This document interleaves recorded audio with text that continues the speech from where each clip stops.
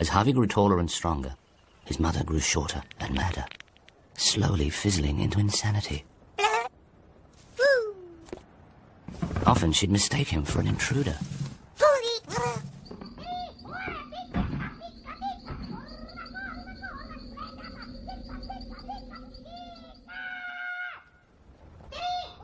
Harvie followed in his father's footsteps. He liked working with him, but at times felt he needed to be alone with his problems. He'd ponder the world beyond, wishing for things to change. And suddenly they did. He returned to find his home burnt to the ground. His mother had left the stove burning in the night, and Harvie found his parents nearby, frozen and nude.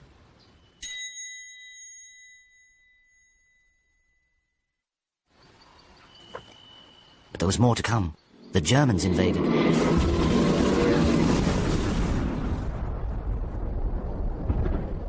Harvie escaped and found himself on a ship bound for a place called Australia. His world was turned upside down and back to front. Again. Harvie ended up in a small suburb called Spotswood. He rented a small house with 11 other migrants and tried to assimilate as best he could, changing his name from Harvie+Krumpet to Harvie+Krumpet. He got a job, and many years went by as he saved his money and tried not to indulge. Life didn't change much, but his body did. His hair fell out and regrew on his shoulders. In the evenings, he'd learn English off an old television he'd found amongst the rubbish. He put little curtains on it and found it a mesmerizing source of facts. The first thing he ever watched was a Busby Berkeley film. He fell in love with all the bosoms and smiles. It was so different to the Spotswood dump. At work, he tried to make friends, but for Harvie, it wasn't easy.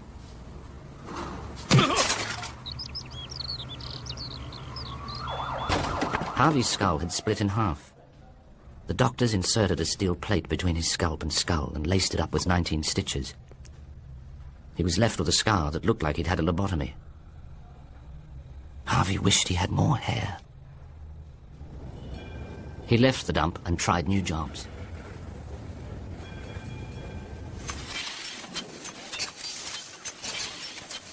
He seemed to get sacked a lot. He didn't know why. But he was always discovering more facts. Rubber bands last longer if refrigerated. The Bible was written by the same people who thought the earth was flat. And time does not heal all wounds. One time, Harvie got a job collecting golf balls. This is where he got struck by lightning. But he survived, and even made it into the local newspaper. Harvie began to wonder how he'd survived so much bad luck. Maybe he was like a cat and had 9 lives. He thought he had about 4 left. Actually, the biggest threat to his daily life was the 28 cigarettes he smoked. He developed asthma, so went and saw his doctor. In those days, the dangers of smoking were not known. Dr. Greystanes recommended Harvie smoke even more. Smoke is soothing for the lungs, she'd say, just like steam in a sauna. His asthma worsened, and for every 10 cigarettes, he had to have a puff from his asthma pump. Years later, his doctor died from emphysema, just as the dangers of smoking were finally revealed.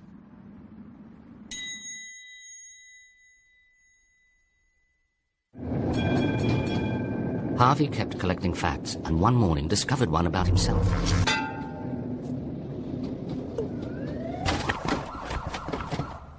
His steel plate had become magnetized from a lightning strike.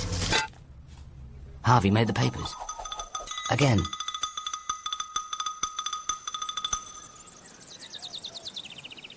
Harvie's optimism began to crumble.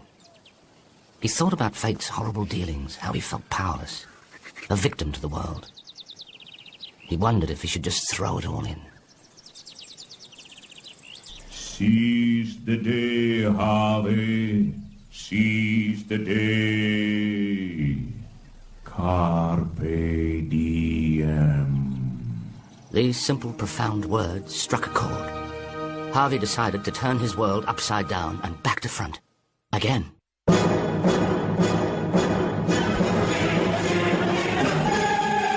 He stopped believing in fate and did exactly what the statue said. He felt free and alive and joined a nudist group. He became a vegetarian and joined an animal liberationist society, liberating chickens and their eggs. Harvie didn't just seize the day, he was strangling it.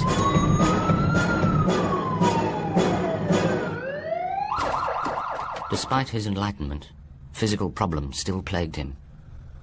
One of his testicles developed cancer and had to be removed. But this was when he met nurse Valerie Burstle. She had everything he didn't, and was everything he wasn't. Yet instantly, their pheromones fizzled together like ice cream and lemonade.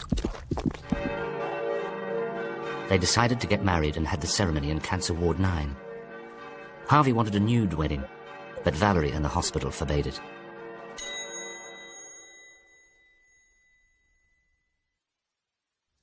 Harvie had lost a testicle, but gained a wife. He moved into Val's small apartment with her 2 cats and parrot, Brian. Brian had a parasitic disease which made his feathers drop out. Valerie was constantly knitting little jumpers to keep him warm. For some reason, the pets resented Harvie.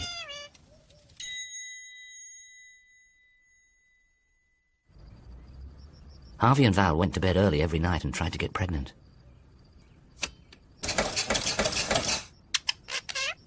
But there was not enough sperm in Harvie's lonely testicle, and he was declared sterile. They decided to adopt and came across a little thalidomide girl. They related to her immediately, took her home, and named her Ruby after Val's mother. So little limbless Ruby, big bold Val, and magnetic Harvie became a family. Harvie gave up working and dedicated his time to teaching Ruby what he knew about the world. He taught her that animals had rights too, and to always respect the environment, as well as herself. He told her about the beauty of being nude, and to be never ashamed of your body. Every body was unique. Some people had less bits, some had more bits. For every new fact she remembered, he would stick a gold star to her wall. She adored her father. He was full of tricks and was like having her own private clown.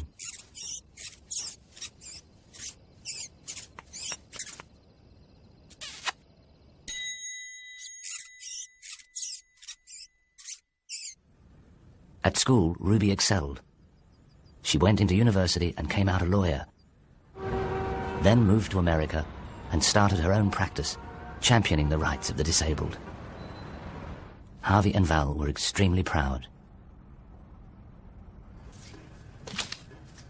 On Harvie's 65th birthday, Valerie's brain clotted, and she died. It was such a shock. She'd never been sick.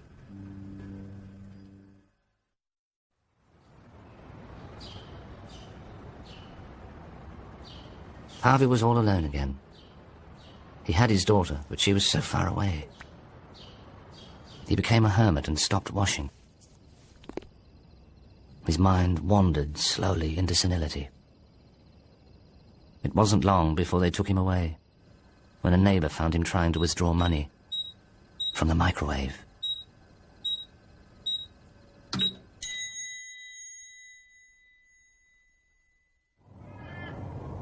So began the last phase of Harvie's life, at Pleasant Paddocks.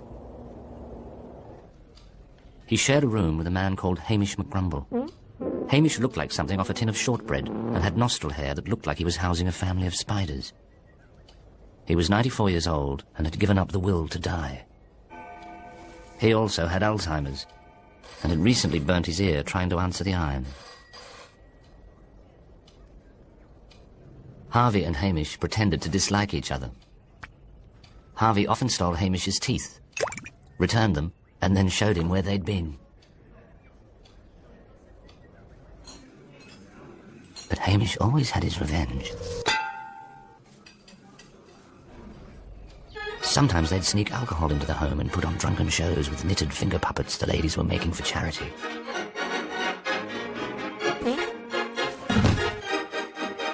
Everyone was thoroughly entertained, but were less than impressed when they found Harvie the next morning in the corridor. From then on, Harvie was to remain clothed at all times.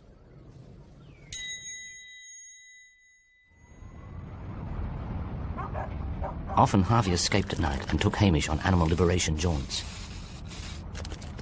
They'd spray slogans on shop windows, and on their way home paint over teenagers' graffiti with their own sayings. Escaping Alzheimer's patients were a particular problem at Pleasant Paddocks. The staff would find them at bus stops waiting to go and see relatives, long dead. To solve this, they put an old bus stop in the home's garden, where the Alzheimers could sit for hours, waiting for a bus that would never come.